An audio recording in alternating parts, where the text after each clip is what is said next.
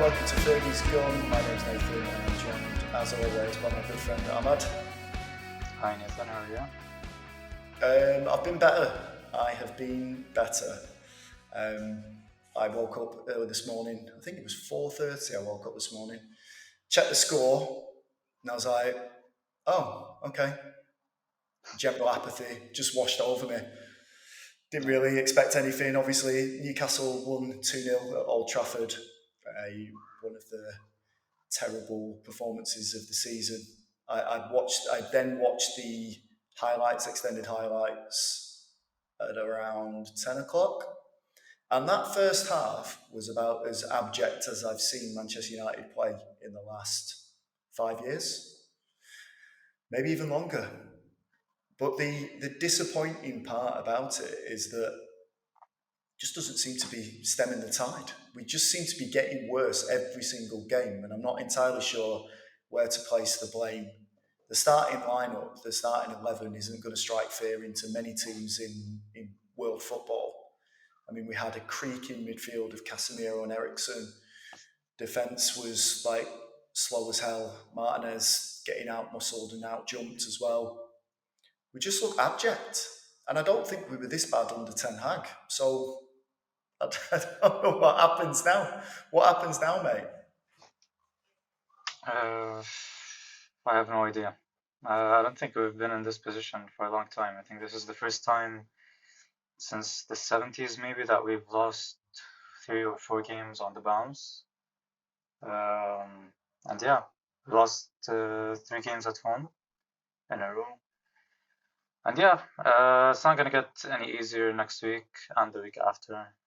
Liverpool and Arsenal away. So we could be looking at like 5 losses in a row or even more. I lost count, to be honest, right now. If I try to put a positive spin on these things, like they managed to raise themselves for the City game. City were abject, obviously, and they couldn't put us away. However, I feel like a Liverpool game and an Arsenal game, as bad as it could be 8 or 9-0, exactly as it could have been last night against Newcastle, especially in that first half. I think a win over either of those would put him back on the right track or put things back on the right track. But I just cannot see where a win is going to come from this team. And I kind of can't believe how bad things have got in the last 2-3 weeks. And Amorim keeps talking about this, like that the players aren't getting it. I'm sticking to my principles, and this is how we're going to play, and I'm not going to change it. But like I said last week, he's got to find wins from somewhere because we can't continue this slide. And even last night, that he was quoted in his press conference as saying, "Yeah, it is embarrassing to be talking about relegation, but that's where we are right now, and the players need a shock." I'm paraphrasing, obviously, but his words weren't exactly inspirational. They were brutally honest, but I don't feel like that type of talk is doing any good for anyone. And I think if that had come out of Ten Hag's mouth a couple of months ago, we'd have been absolutely banging down the doors of Carrington to try and drag him out of there, going, "This isn't what we need. This is not the type of inspirational guy that we need." But in his actual favour, you look at that squad, it's dreadful. A mishmash of parts from previous managers. He also said that this team was playing a different way for 2 years under a different manager, and now they have to get their head around a different system. But at the same time, he's picking that team, and that first half was awful. Awful. And I think he's massively to blame for playing Xerxes in the first place. He got dog's abuse when he got taken off by the fans cheering him because he was playing dreadfully. But what's Amorim seeing in training that changes that from match day? Is it literally just is it literally just this is all I've got, so this is what I'm playing with? Yeah, I think it is. Like when you look at the squad that we have, whether it's injuries, suspensions, or anything, like just the mug made me laugh. What the merchandise from Fergie's gum? What are you talking about? yeah, yeah, it's like the only cheerful part we have. We need to laugh about something, I guess. Yeah, But yeah, true. getting back to Amram, yeah, I think I, I don't know if I can blame him, to be honest. On both points that you were mentioning, the fact that he came after the game talking about that it's embarrassing and that we feel it's not inspirational, and also on your other point that he is to blame for the players that he put out there, specifically Xerxes. Um, on the first point, I think everyone was sick of Tanaka coming out after every loss saying that, okay, it's a process, and you've seen that we've won 2 trophies. It felt like he was not in touch with the reality. Like he was trying to convince himself and the fans that everything is fine when it was obviously not. So the fact that Amram is coming out and he's talking about he's just being blunt and he's saying that it is embarrassing. We are probably in a relegation fight for now, and that it is bad.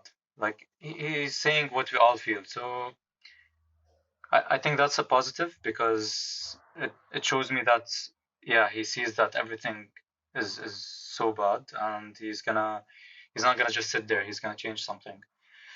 Um, and on the other point that he was the players that he picked, I wasn't too upset at the fact that he played Xerxes because it was either him or Garnacho or Ashford, and neither of those. I mean, I would have preferred Xerxes over Garnacho and Rashford because we've seen what they've been doing, even though Xerxes hasn't been the best. Um, but what I was more upset about was the midfield. Why would you play Casemiro? Like we mentioned it last week when we were doing the preview for the game. We mentioned that we even if we played our best midfield, which was Ugarte and Maino or Ugarte and Bruno, compared to Newcastle's midfield, where we're gonna get outplayed, outrun, outmuscled, and this is exactly what happened.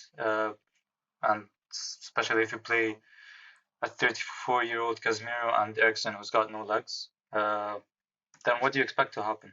That's exactly what happened. We could have been 4-0 down the first 30 minutes easily. They hit the post when Tonali should have scored. And yeah, it was that easy. They were yeah, I was telling my friend it's like a training session for Newcastle. It was literally was they weren't even getting out of first gear. They were just playing their game, no pressure. Uh, they were very comfortable, and this is what happens when you play Casemiro and Eriksen. Why? Like my point is again we mentioned that. Why do you play players that you know aren't going to be there? Why don't you play, for example, Collier, who's gonna maybe you can depend on him later? Why do you play Casemiro? Why do you play Eriksen? It's obvious, and it's not like they've been playing well. They've not been playing well. Like why do you start them? That frustrated me because I think that was the main reason we started the game off the way we started, and Amram had to make a change that early in the game. And yeah, like it was very sad seeing what happened to Xerxes. I really didn't like it. Um, Especially like the fans cheering. Yeah, that was. I think that like epitomizes how far we've fallen as a club. I think that moment was exactly looking at how low the club got to. That was very very sad to see. The only player that I can remember that happening to, where the fans were like cheering him coming off, and the huge embarrassment that caused afterwards was Luke Chadwick.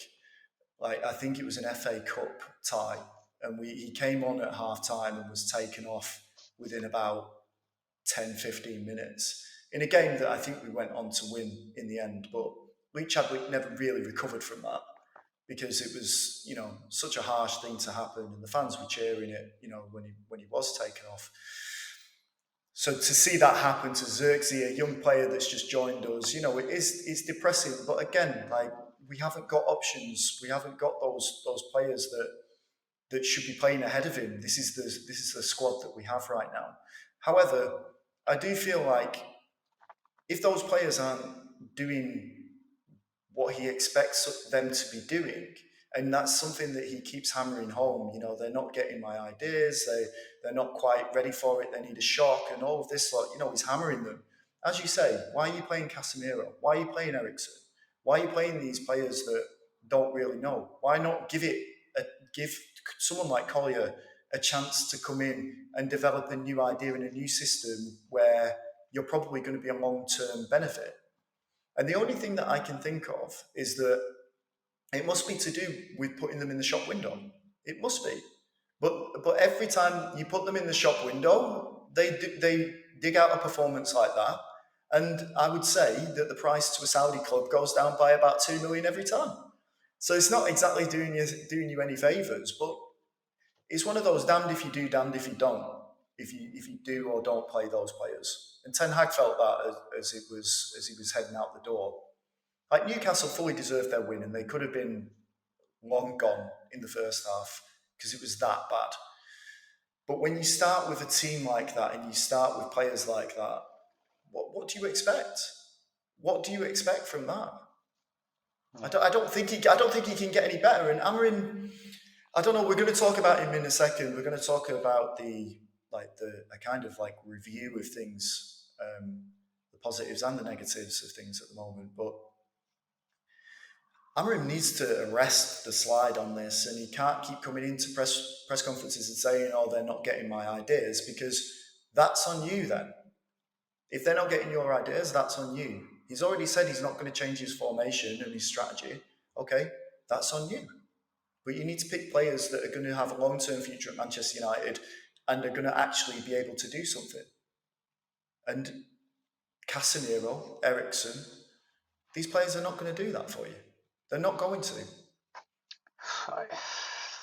I mean, it's like his hands are tied though. Like he came in mid-season in a period where there were like we have a game every 3 games, no international breaks. The only one he had was like when he first came in, and most of our players were away. And I think he keeps on mentioning it. I think he mentioned like that they've had only 4 training sessions with him. So he's not being able to implement his ideas. It's not possible to implement your ideas through games. But I get that. I understand it. I totally get it, right? But we've watched. Is it Vitor Pereira? Is that his name? The guy that's just come in, Victor Pereira, who's just come in at Wolves. You know, they beat us, and then they drew at Spurs yesterday. I think 2-2. Yeah. At their place. Like, you can't have excuses like that. He knew what he was coming into. Amorim knew what he was coming into. He would have seen that fixture list wasn't a surprise. Everyone knew what was coming. Everyone knew it was going to be 2 days off and then another game. And then that's it. So he would have been told about this. The structure around him would have been like informed and well advised. Wilcox, Barada, Ashworth. I mean, I know he's not there anymore, but all of these people knew what was coming. And he still accepted the job, and he still took the job, and he still came in. I think the cracks are beginning to show. I think he handled his post-match press conference really well, but I do think there was an underlying factor there that was like, this job is immense, absolutely huge, and he never had an idea about how bad these players were. And the fact that he said there's not a chance of us making any signings in January unless players go out. He didn't say players go out. He said something that was alluded to players something. And I think he meant, you know, if we sell players, then we can bring players in. Then, you know, it's not going to get better with a January window either, because we're gonna float into January, February, March, just listlessly hoping to get a run together, and before the end of the season, or you know, well, not even before the end of the season, by the end of January, we might be just about hovering above the relegation zone. I mean, we're gonna get to the section reviewing Amorim, like you said, because I do have a lot to say about that. Okay, well let's cut this. Do you have anything else to say about Newcastle, like, or is it already been said? I mean, like it was just honestly, I didn't watch the last 20 minutes. I fell asleep because there was no point. But like it was so obvious what they were trying to do. Like they kept on spamming in crosses, Mm, targeting Lisandro.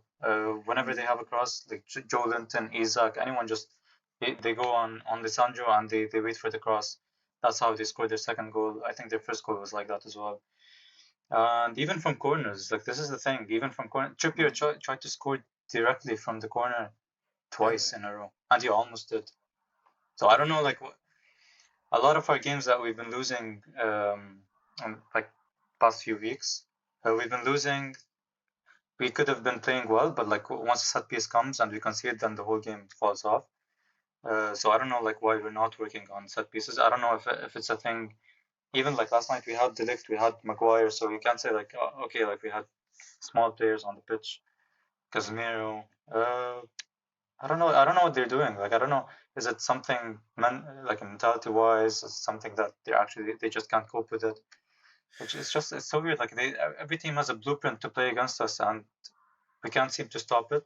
And yeah, there's like I can't see how anything's gonna improve from that aspect going forward.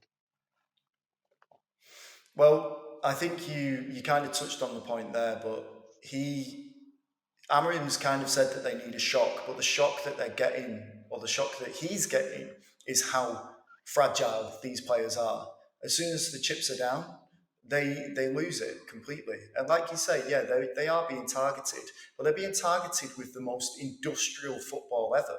Shoot from a corner, get the crosses into the box. It's not like they're like it's not like it's tactical. It's really basic stuff. Just run harder, tackle harder, try and cross it in as soon as you can, and you'll beat them. And they're so fragile. They're waiting for something, almost waiting for something to go wrong. And this group of players might be the worst squad that Manchester United have had in the last 10 years because there are no leaders in it, and we keep talking about that. But anyway, I think that's enough with the Newcastle game. Let's get on to where part of the problem lies, and that's with the gaffer.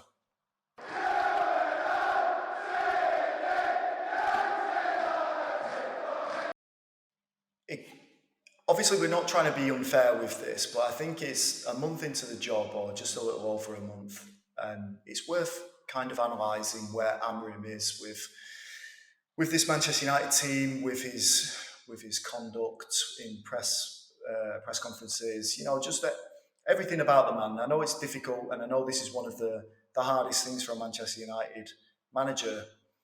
I don't think they realise just how big of a task it is when they come in, and I think it really does drain the life out of them. You've seen some of the pictures floating around where he looks like a ghost, basically like a shell of his former self. All happy and smiling at Sporting when things are going well. Or worth noting that his successor has been sacked, by the way, at Sporting. But he was happy. He's come into this job, and now he just looks like every game he looks like he's seen a murder. So it's difficult. It's a difficult one. But we thought we'd try and review the good things and the bad things about Amrim's reign so far. Um, and we'll start with the positives because I think it's difficult to just keep talking about negatives all the time. But what do you think he's doing well at the moment then? I think the first thing I can think of is that he has a style of play, like a distinguished style of play that going forward, if you recruit properly, uh, yeah, you have a chance of actually building a functional team, in my opinion. We've seen his system work at Sporting. We've also seen like other managers use the same system or almost the same. For example, Xabi Alonso at Leverkusen using the same system. Simeone and Inzaghi using the same system. So you know that if the system has the right players, then yeah, you have a chance of competing. Um, that's one of the positives. We've had some good results. I mean, I've seen us go to the Emirates, to the Etihad, and actually play well compared to when we used to go there with Ten Hag, for example. So these are some positives, but Yeah, results-wise, I think it's been awful. I think it's been awful. I think he's had 2 wins in the league only, City and Everton. And yeah, we're gonna get to the negatives, but like You've skipped ahead. I can't They were mathematically. coming up fast. Yeah, they All were right, coming let up me fast. continue with the positives. Yeah, the Okay. fact that, for example, he dropped Rashford, and to me this is a positive because I don't think any other manager had the guts to do it. Even though we've seen Rashford has been awful for the past 18 months. Um, so yeah, these are the things I can think of right now, to be honest. I think I'll add to that with I do agree with the style of play, and he's got his principles about exactly how he wants to do it. Even in his post-match press conference last night after the Newcastle game, he was saying that, this is the only way. It's this way. This is how I know how to play, and it is this way. And, this is the type of thing that got him the job in the first place, is a man that's not going to bend to the will of the players. He's going to do what's necessary to build an era-defining squad and an era-defining team that does challenge for league titles. It might be the championship next season, but he'll be challenging for it. The way that he handles the media is really good. I think he's very astute in, like, he knows that those questions are coming. He does his homework. He knows which publications are going to ask the tougher questions, and he handles it. He handles it really well. So you can't really say that that's a negative against him. And like you say, we talked about this before, but he's very honest in his assessment of how things are going. Now, this can be seen as a negative as well, but he's not painting over it. He's letting the fans know that this is the current state of things. Whereas Ten Hag would say this is a process and we need to trust it and things like that. He's saying this is bad. We are bad, and it's probably going to get worse before it gets better. And the fact that he said after that win at City, I think it was, or the win at Everton, he said a storm is coming. He must have looked at that squad and gone, "Oh my god, like they're worse than I thought they was going to be." And he knew that this period of time was coming. But I don't want to see him change his principles to try and get the wins, because I think that's what saw Ten Hag lose his job. I think that was one of the keys to it. If you're going to trust the process, you've got to keep with the process. You've got to stick with what you need to do. So for better or worse, he needs to get those players drilled on what it is that he expects of them. But I think the only way he's going to be able to do that, and this folds neatly into the negatives, so I'm gonna go straight on.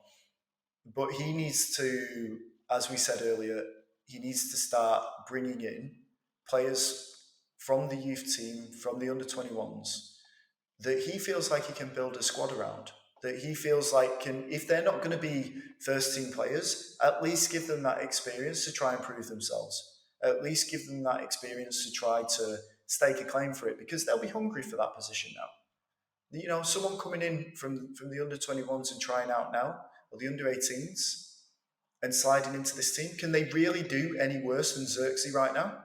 Can they really do any worse than Ericsson and Casemiro chasing shadows against Newcastle? I don't think they can. And that's something that he's going to have to deal with, because if he doesn't do this, and if he sticks with I'm just going to play these star players, or the players that I know, then it will be his downfall. And I know this sounds like madness, but I can see him getting fired because of it. Yeah, I don't know. Like you said, it's a result-based business, football, especially for managers. You can twist it, you can shape it any way you want, any form you want. At the end, it's results. The results are the thing that decides whether a manager is doing well or not.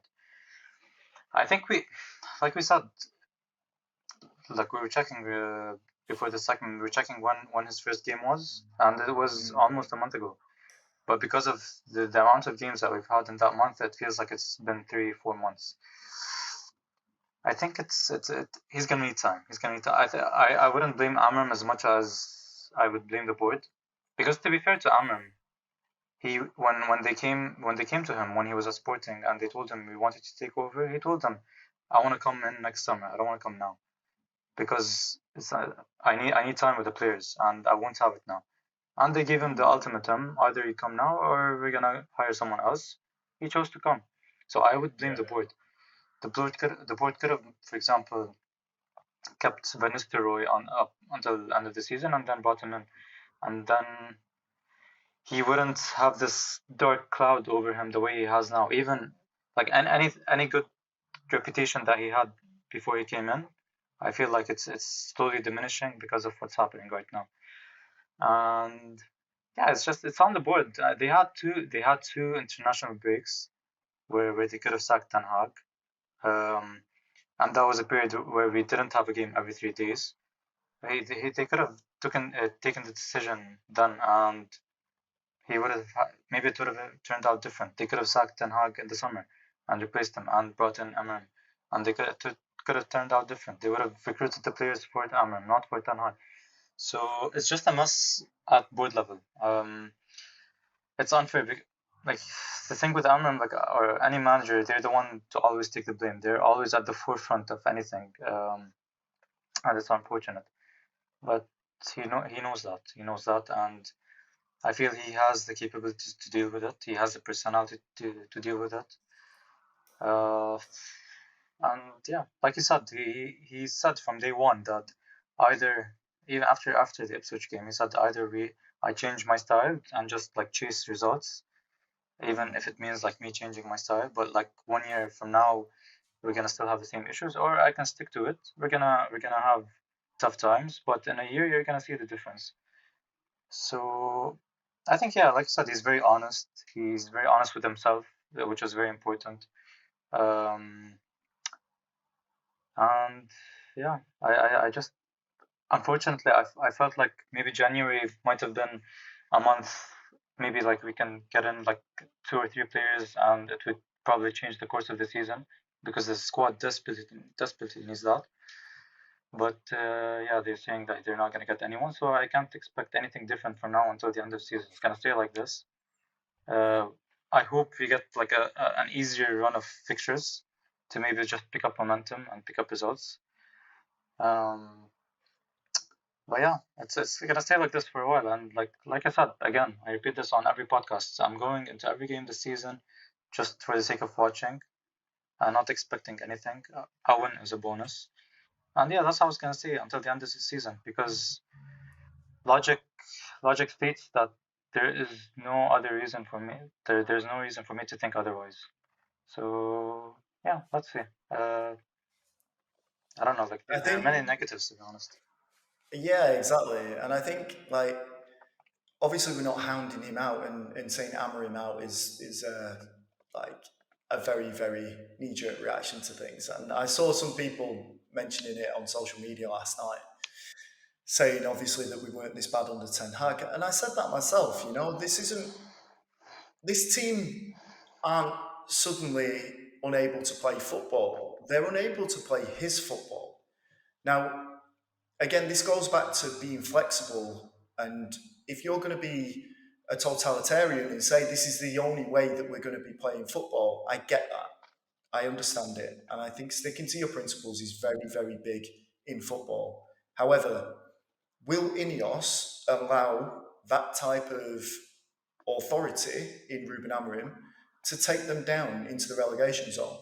Or do you think they will allow him to get the team relegated so that we go through the bad times to get to the good times? Because I'm absolutely convinced that if we even touch the like below that line of the relegation zone, he's gone.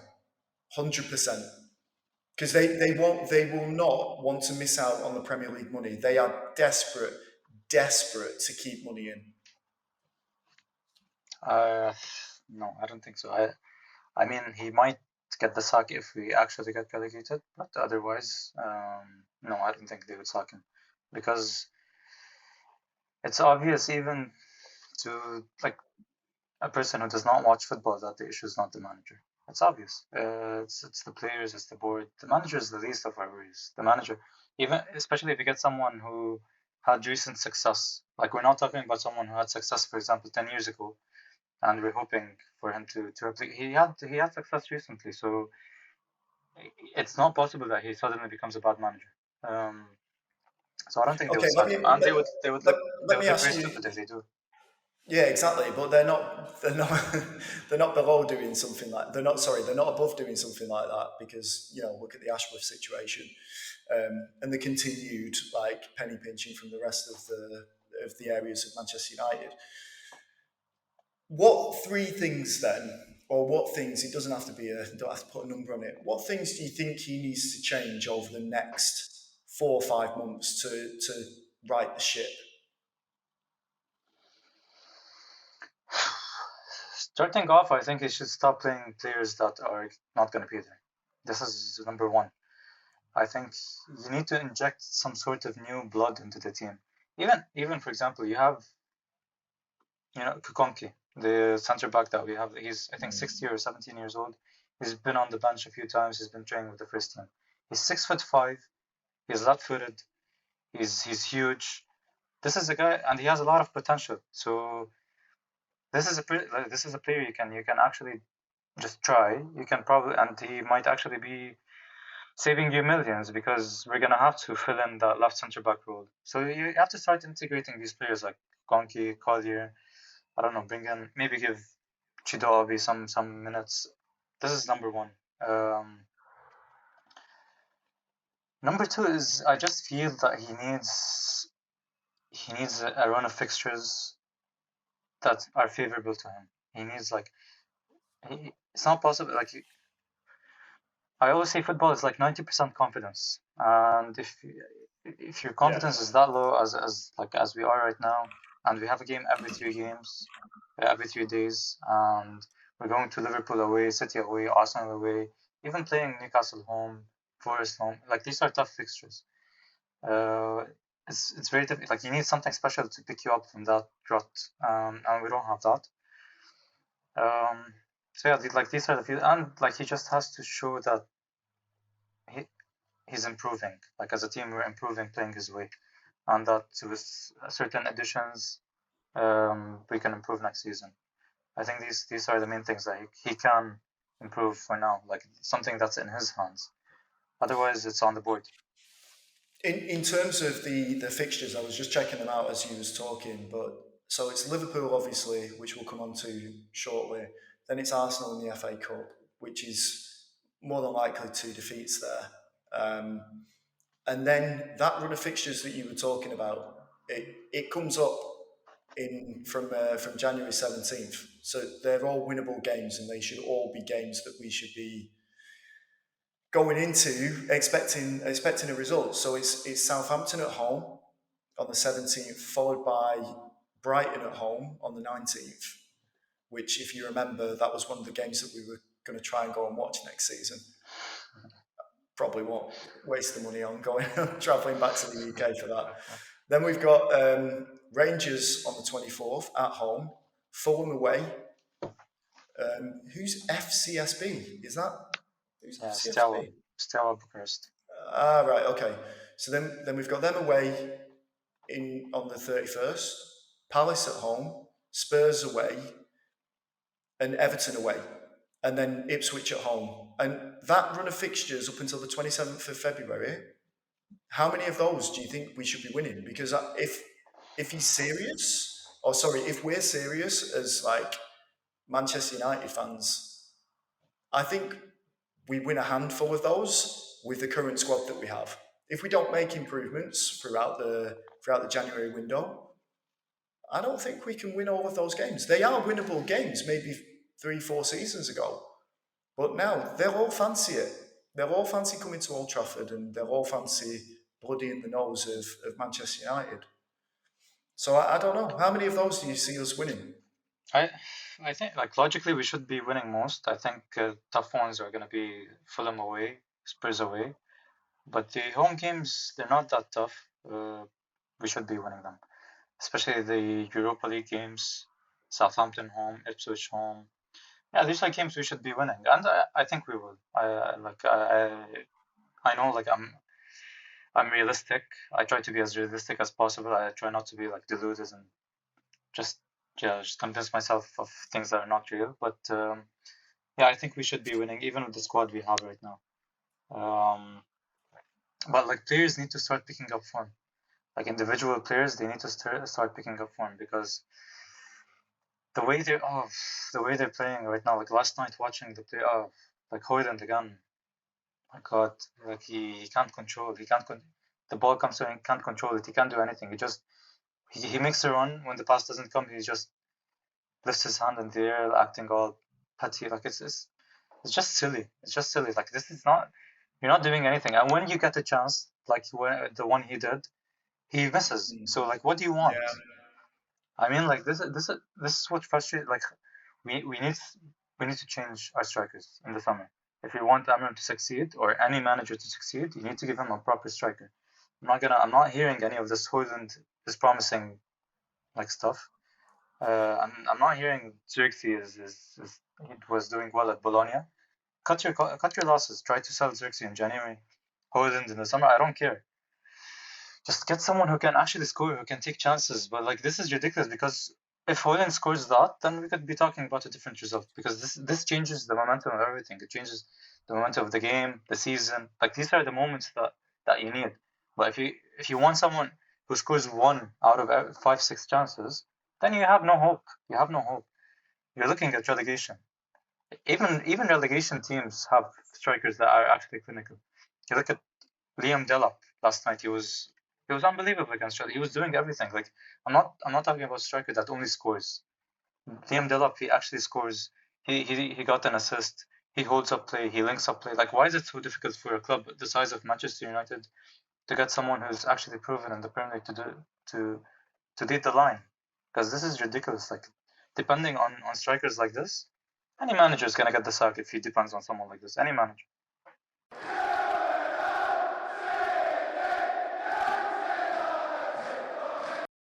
I mean, do we even need to preview the game?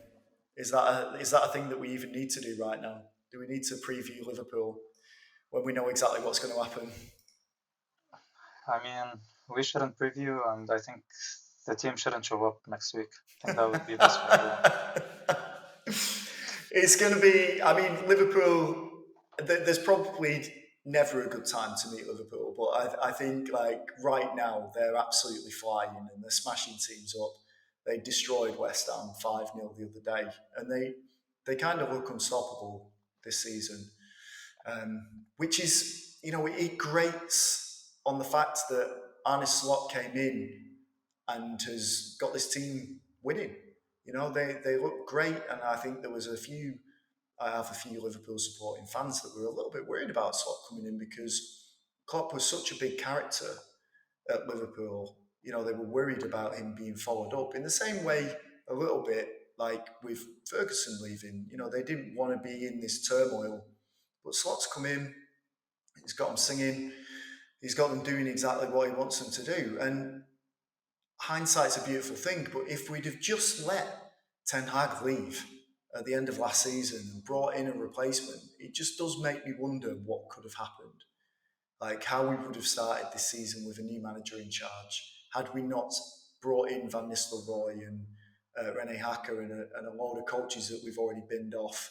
Had we not waited around for Dan Ashworth's data team to come in, like would we have had Amorim by now? Would he have been able to use the summer to get players in and out? I know it's hindsight, I know, but it does great. So now we're basically looking at them potentially winning a record equaling 20 titles, unless we can arrest that with a stunning performance at Anfield in a few days' time. But I can't see anything other than a defeat. What about you? I agree. I agree. Like, there's no reason for me to think otherwise. Yeah, like you said, Liverpool, they've been playing really well. I think Arne Slot has got them like playing really, really well. It's impressive to be honest. I didn't expect that personally. I think a lot of people didn't. We all thought they're gonna have some kind of dip after Klopp leaves. But they've done well. Even though I hate Liverpool, like I think definitely the team that I hate most. But I actually like Slot. Unfortunately, I do. I respect him. Like, I think what he's doing is great with Liverpool. He seems very level-headed. Um, any other manager could have just crumbled. Could have just kept on making excuses, especially for the fact that Liverpool didn't bring anyone in the summer. Their only signing was Federico Chiesa, and we haven't seen him. So he worked with what he has. Also, to be fair, you were saying that you wonder what could have happened if we changed managers in the summer, but I honestly believe if we got in Klopp, if we got in Arteta, if we got in Pep, if we even got in Sir Alex, nothing was gonna change. Nothing was gonna change. As long as you have this bunch of players, doesn't matter who the manager is. It won't matter at all because yeah, these players are, in my opinion, they're a hopeless case. So I agree with what you're saying, but we might not have signed Xerxes, for example. Like, do you know what I mean? Like, I mean, if Amorim came in, he probably would have come in with right. Okay, Gyökeres is 3 levels above these strikers that we've currently got, so I'm going to bring him in. Rashford doesn't want to be here. Okay, he's sold. Like, do you know what I mean? I know that yeah, Ashworth and Wilcox oversaw all of that, but I just think it needed a manager in place to be assessing the squad like Amorim's doing, literally on the job, and then basically go right. These guys, no, let's get them gone. But now we've got this mishmash of players that have been left over. They never had any team unity, which is, I never want to praise Liverpool, but they've got team unity. They don't need to bring other players in because they know what they're doing day in, day out. They know when what they have to do. They know what their positions are. They know what their system is. And it does make you wonder how much of that is Arne Slot's influence and how much of that is the players just being good and knowing what they're supposed to do as a team. Whereas our guys are just like looking around. Oh, I need Cobby to do something. I need him to chase back. I need Ugarte to put a tackle in there. Oh, and I need someone else that's going to be slotting in a goal. Like I just the comparison is stark. It's chalk and cheese essentially, and it could be a bloodbath at Anfield, and they'll be right up for it as well. They'll be yeah, right up for that game, and our boys won't because they're weak, soft I boys. know. I mean, like we've last season we went into the game at Anfield, almost. I wouldn't say like exact similar circumstances, but they were similar. Liverpool were also like they were challenging for the league. They were on a run. They looked unstoppable. Salah was scoring every other game, and we were awful again. We went into the game and everyone, yeah, we were like, hopefully it's not 5-0 or 7-0 like the season before. But yeah, we got a result. But the difference is that, for example, last season we had Varane, for example, who was unbelievable that game. Like he Yeah. was every single cross coming in, he was the one to get his head on it. Yeah, it's just he was using his experience. I think that was one of his best games for United. Right now, I can't say the same for the players that we have. But like, yeah, on Liverpool, I think the difference is that they have a stable structure that's been there for a lot of years, and you can you can switch and change around them. But they have this base, which is like Alisson, Van Dijk, Arnold, Robertson, Salah. These are players that are not changing. You bring in McAllister, you bring in Soboslai, you bring in whoever you want to bring in. You just bring in players who have legs, who can run, and who are solid. And this is the result you get. A team that looks unstoppable. There's you try to find ways to beat them. It's very tough. It's very tough, especially when you have players like Salah in the form that he is in. It's unbelievable to be honest. And the other strikers, Gakpo scoring, Luis Diaz scoring, and their defense is yeah, it's probably the strongest in the league. With Alisson, who in my opinion is one of the best goalkeepers in Premier League history, top three easily. And That's yeah, a Van big Dijk. shout. Hang on, wait. Hang on. Let's go back. Who's the other two in your top goalkeepers for top three goalkeepers in the Premier League? Yeah, definitely Schmeichel and Peter Cech and Oh, Alisson probably. Not Edwin. I'd put Edwin above I love Allison. I love Van der Sar. I love Van der Sar, but I think Alisson, for me, he's unbelievable. I think even when Liverpool were in situations that they should be going on a like losing run and their confidence was so low, Alisson was always there to pick them up. He was unbelievable, and he's still unbelievable. He's great. I love Van der Sar. I think he would. You can. I wouldn't say like it's a set in stone top three, but I wouldn't argue against Alisson being the top three. I think top two is set in stone. Peter Cech and Schmeichel. You can't argue that. But yeah, the third one is up for grabs. Alisson, Van der Sar. I think there are a few others, but I think yeah, Alisson and Van der Sar are the main two. But like yeah, when you have someone like that and Van Dijk, a lot of people also like try to make him as the best centre back in Premier League history, which no way, not for me, not even top three. Um, yeah, and Arnold, Trent, what Trent is doing this season, it's just depressing watching Liverpool games and then going back to watching United games. It's honestly depressing. Like we're so deprived of that of like of quality that when we watch Trent and Liverpool in general, yeah, it's just I don't know, like it's just makes you sick, you know? Yeah, it's making me sick giving them so much praise right now on a Manchester United podcast. But I get what you're saying, 100%. But I think one of the things, just to switch things around slightly, I think one of the big things about this game is that it could be a catalyst. If there's a result, a positive result out of this game for Manchester United and Amorim, this could be the catalyst to move things forward again. Because what better than to get a result at Anfield against high flying Liverpool and come away with a point, come away with 3 points. That would set them up for a very good run for the month of January. And as unlikely as that sounds, I have to No, remain optimistic. Okay, I know. there has to be I'm some not I'm not optimism against in that. here. I'm not against that, but like the Call thing it is like we saw delusional. I know. I know. no no I I know. wouldn't be I I know. wouldn't be surprised I wouldn't be surprised if we go on and win at Anfield. The first time we went there in I think 8 years. But Mm, what I also know is if we win at Anfield, I can see us losing to Southampton at home the following week. That's the yeah. thing with this club. Like we won at City, and then we've lost every single game ever since then.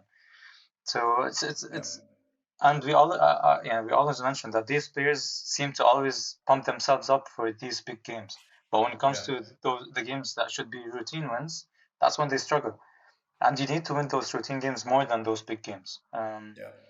So I wouldn't be surprised if you go on and win. I would be very happy for two reasons. Because like it's the first time we win at Anfield for so long. And number two is like I really hope we stop their title challenge, which I doubt, even if they lose, because there's no one else trying to win the title, to be honest.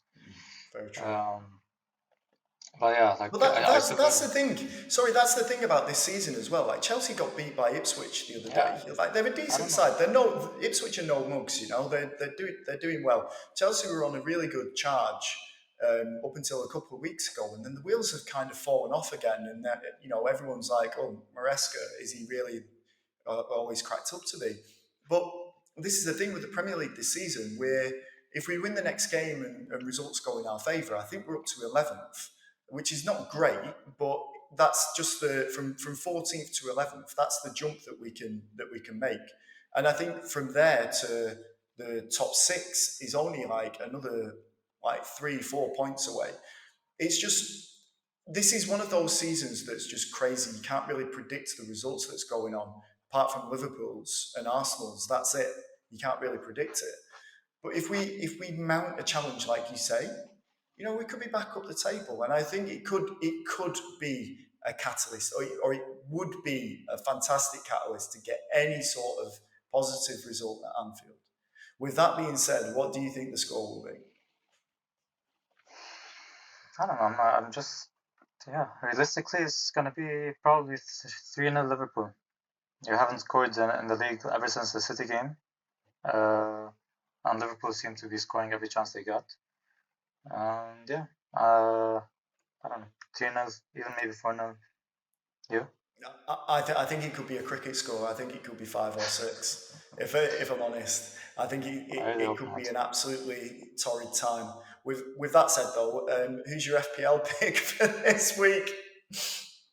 No one. I got no one. No one. There's why I've would got you? one. Who? I've got one. I would triple captain Salah. Okay, yeah. That's a good one. That's what I would Actually, no. use. Yeah, generally, if someone wants to like just have a boost, they should triple captain Salah against United. He's Yeah. he has like 2 goals, 1 assist written all over this game. Depressing.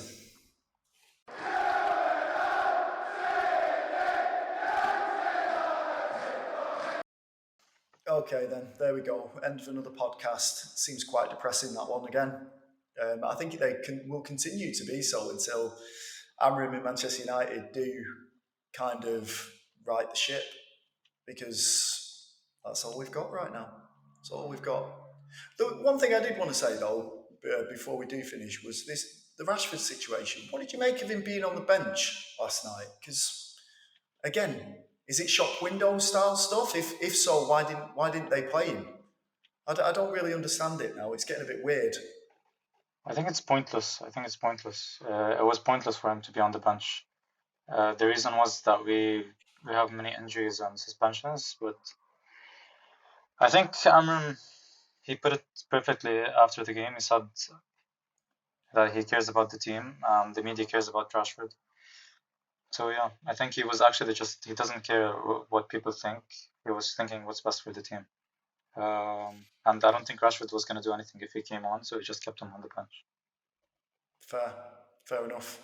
Well, we'll speak to you again. This is the last podcast of 2024.